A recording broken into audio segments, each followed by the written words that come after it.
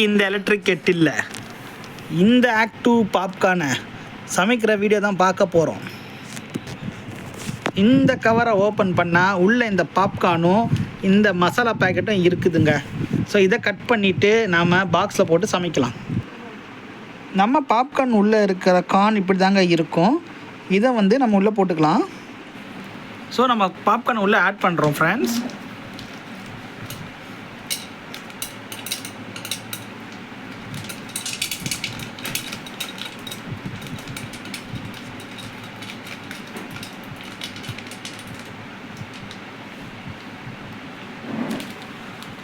So தேவையான அளவு நம்ம உள்ளே போட்டாச்சு. ஸோ ஹீட் பண்ணி பார்க்கலாம் வாங்க.